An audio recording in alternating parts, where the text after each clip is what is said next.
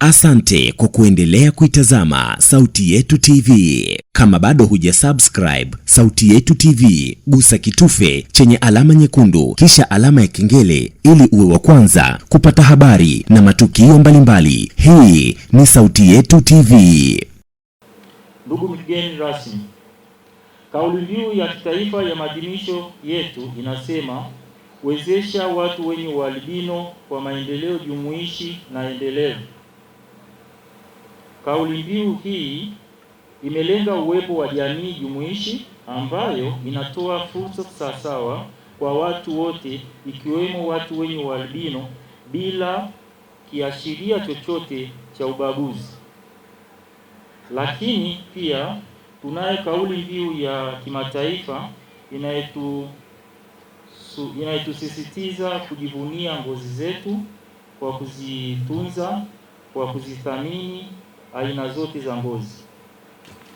Ndugu mgeni rasmi, kupitia ushirikiano mzuri tulionao na serikali wa kuendelea kutoa elimu kwa jamii kuhusu ualbino kupitia matukio kama haya au vyombo vya habari, tumevuna mafanikio mengi.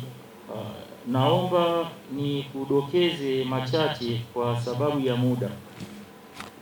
Moja, kupitishwa kwa mpango wa taifa wa haki na ustawi wa watu wenye ualbino.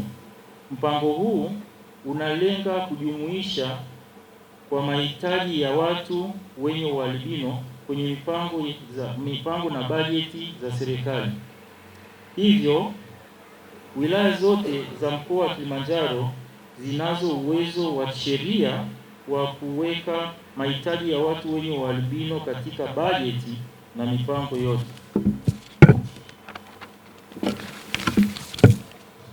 Mbili, uandikishaji wa wanafunzi wenye ualbino katika shule jumuishi.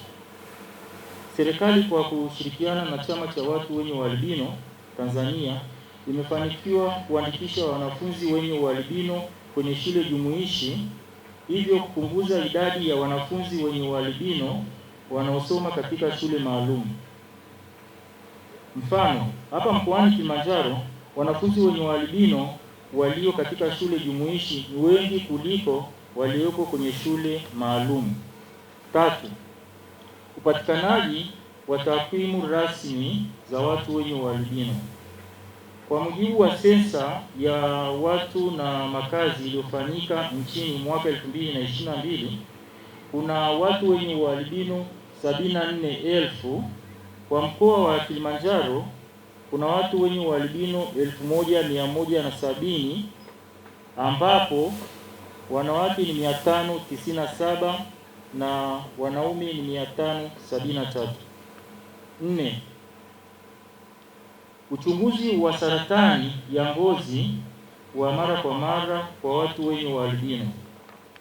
Serikali kwa kushirikiana na chama cha wenye ualbino na wadau wengine wa watu wenye ualbino kama vile Starling Voice, hospitali ya rufaa ya kanda ya kaskazini KSMC, taasisi ya saratani ya Ocean Road, World Share, wamekuwa wakifanya kliniki za ngozi tembezi, kutoa elimu ya namna ya kujikinga na jua, kufanya uchunguzi wa saratani ya ngozi, kutibu dalili za awali za saratani, kuwapeleka kwenye hospitali za rufaa wagonjwa wanaobainika na saratani.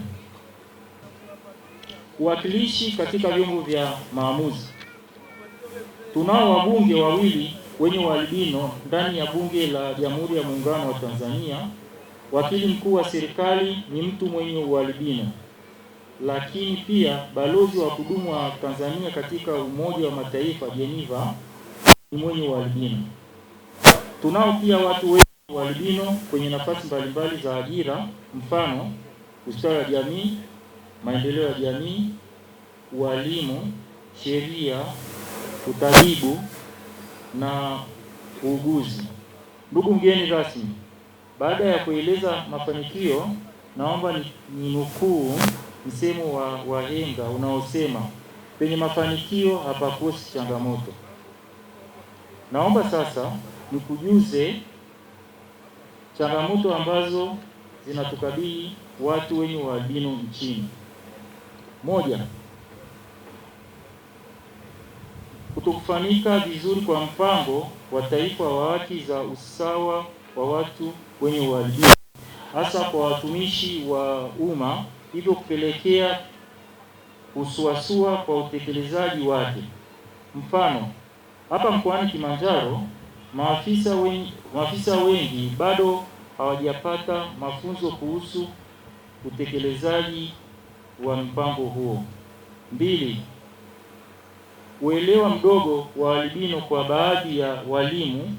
Hii kupelekea mazingira ya ujifunzaji kutokuwa rafiki kwa wanafunzi wenye ualbino, baadhi ya walimu kutowaweka mbele wanafunzi wenye ualbino ambao wana uono hafifu, kupelekea kutoelewa kinachofundishwa na mwalimu ubaoni. Ndugu Mwenyekiti, katika kuadhimisha siku hii ya watu wenye ualbino, napenda kutoa shukrani zangu za dhati kwa kunialika kuwa mgeni rasmi katika maadhimisho ya siku ya watu wenye albino. Siku hii huadhimishwa kama mlivyosema duniani kote tarehe 13 Juni kila mwaka kwa lengo la kuongeza uelewa kuhusu ualbino, kulinda haki za watu wenye ualbino na kupinga vitendo vya ubaguzi na ukatili dhidi yenu.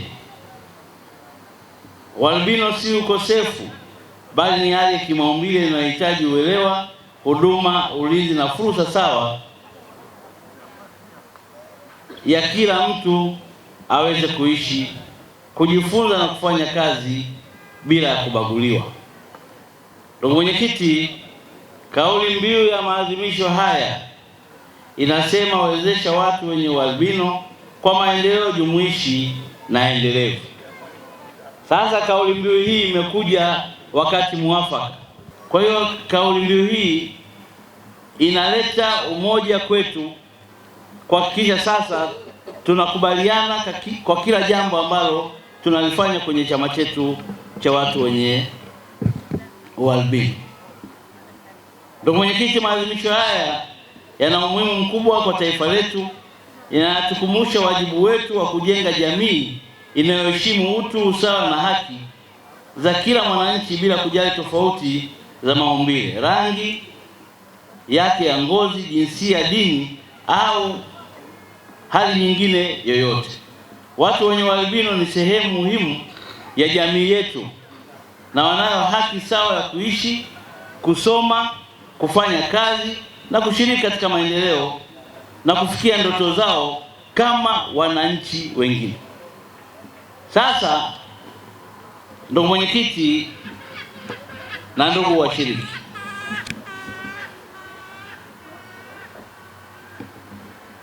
mtu mwenye ualbino hakuomba, na hata sisi wenye ngozi nyeusi hatukuomba, lakini tumejikuta Mwenyezi Mungu ametuleta duniani tukiwa hivyo. Kwa hiyo ni lazima wote tupeane heshima ya ubinadamu. Risala imesema hapa mambo mengi, mnaitwa dini, mnaitwa siyo wazungu waunga, si mnaitwa nini. Haya ni mambo yasiyokuwa na maana kwa taifa letu. Huwezi kumwita binadamu mwenzako dini, huwezi kumwita binadamu mwenzako huyu mzungu waunga, huwezi kumwita binadamu mwenzako kwa jambo lingine lolote lenye jina baya ambalo anatakiwa apewe huyo binadamu. Kwa hiyo nataka kutoa wito kwa wananchi wa mkoa wa Kilimanjaro na wananchi wengine wote wanaonisikiliza kuwaheshimu na kuwapa haki zao zote za msingi ndugu zetu hawa wa albino.